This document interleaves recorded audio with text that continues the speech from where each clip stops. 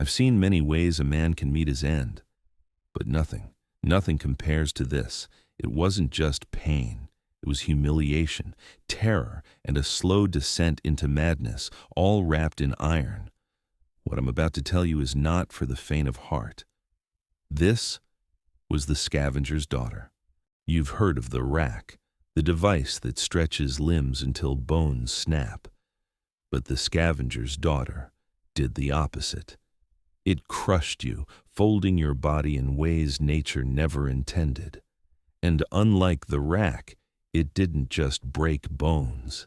It forced the life out of you, drop by drop, turning each second into a silent plea for release.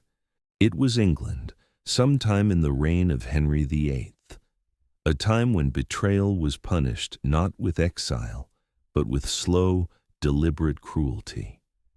The Tower of London was not just a prison, it was a theater of fear. Here, punishments were not only meant to harm the guilty, but to make an example for everyone else. They kept the Scavenger's daughter in a dark, damp chamber beneath heavy stone arches, a place where torches burned low, dripping wax onto cold floors, and where screams could echo, but never escape.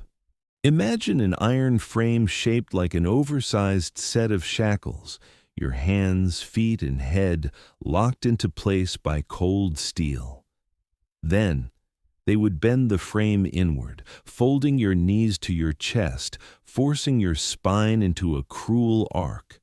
The pressure was relentless, ribs digging into your lungs, blood vessels straining until tiny capillaries burst in your face and eyes.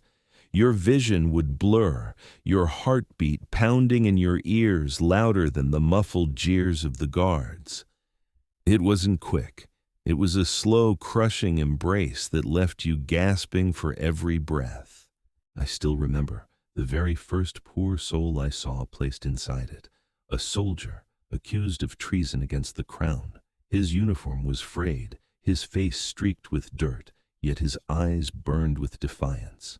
He spat in the face of his captors, a final act of rebellion, until they locked him in.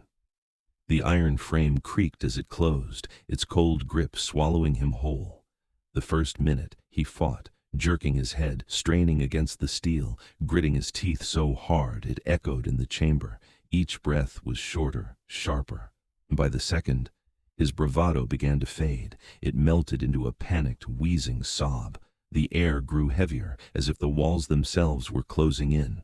By the third, his skin turned purple, his eyes bulged, and thin streams of blood trickled slowly from his nose and his mouth. The Scavenger's daughter wasn't designed to kill quickly. It was meant to break the mind long before the body gave out. In the silence, you could hear your own breathing, at first steady, then slowly turning ragged. Each inhale scraped your throat. Each exhale felt weaker than the last. Your own heartbeat became a heavy drum in your chest, pounding louder with every passing moment until it was the only sound you could hear. Time itself seemed to stretch, every second dragging on as if the world beyond had forgotten you existed. And then the thought crept in, soft at first, then overwhelming. What if this never ends? Some victims screamed for hours, their voices cracking into hoarse whispers. Others went silent within minutes, not from death, but from a despair so deep it swallowed them whole before the iron did. Death, at least, is final. A clean, merciful ending. But this was something far crueler. A limbo between life and death, where every breath felt stolen and every heartbeat was a reminder that your body was collapsing inward, inch by inch. Some prisoners, in their desperation, begged to be hanged instead, pleading for the rope because a swift drop seemed kinder than the slow crush of iron. Others confessed to crimes they had never even dreamed of committing, their words tumbling out in broken gasps just for the promise, the faint hope, of being freed from its merciless embrace. And some were never freed at all. Their bodies remained slumped inside, silent and still, until the guards finally returned, not to save them, but to carry away whatever was left. Word of the device traveled quickly through the prison cells, carried in whispers that seemed to grow heavier with each retelling.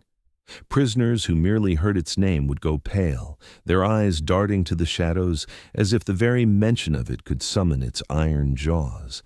They said it was the creation of Sir Leonard Skeffington, Lieutenant of the Tower, a man whose title carried both authority and dread.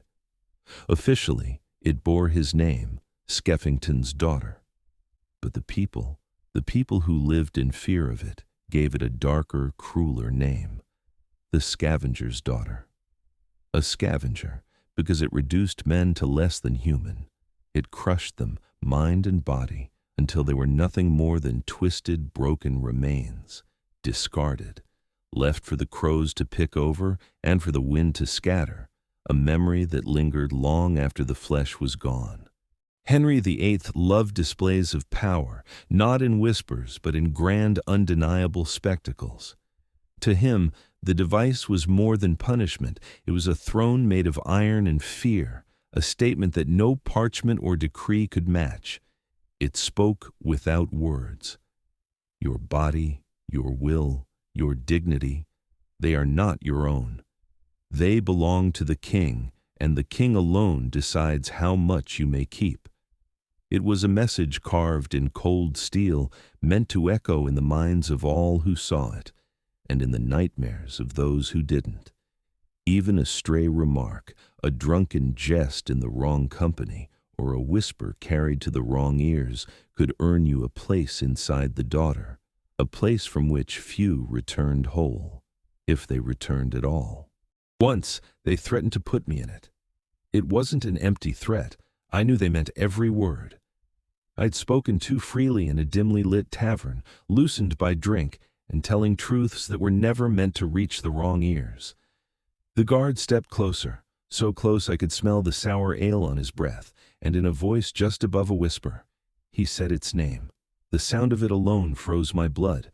For the first time in my life, I felt a fear so pure it silenced every thought but one: survive.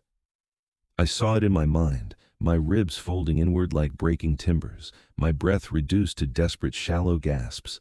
The walls around me faded, replaced by the cold embrace of iron. And then, I imagined the end, not with a scream, but with the quiet, suffocating surrender that comes when there's nothing left to fight with. He was young, no more than 20, with the look of someone who had seen too much hunger too soon. His crime? Stealing a single loaf of bread, destined for a nobleman's feast. They called it justice, but it was nothing more than a spectacle. They placed him in the daughter, a lesson for anyone watching. At first he clenched his jaw, his eyes fixed on the floor, trying to hold on to some scrap of pride. But minutes dragged like hours. His hands began to shake, his breathing grew shallow, and his lips turned a sickening shade of blue.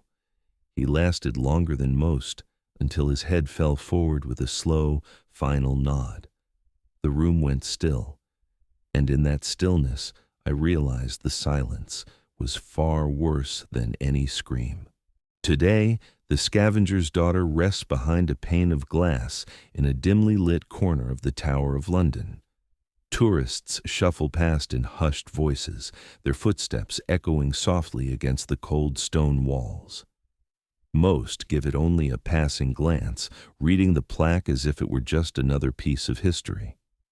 But it is not silent history. It once swallowed the gasps of the broken, soaked in the sweat and rust of unending torment. Its frame still carries the memory of every breath it stole and every body it bent beyond human shape. I see it, and I remember, the way it crushed not only the bones, but the very spirit of those who entered its embrace. They say history is written by the victors, but some truths are carved into the bones of the defeated. The scavenger's daughter is more than an artifact. It's a warning that a crown can hide cruelty and that fear itself can be as deadly as steel. If you think this was the worst cruelty the Middle Ages could offer, you're gravely mistaken. There was another device, darker, slower, and so agonizing that even the strongest knights begged for the mercy of the rack. In the next story, I'll show you how it worked and why it was feared above all others. Subscribe so you don't miss it.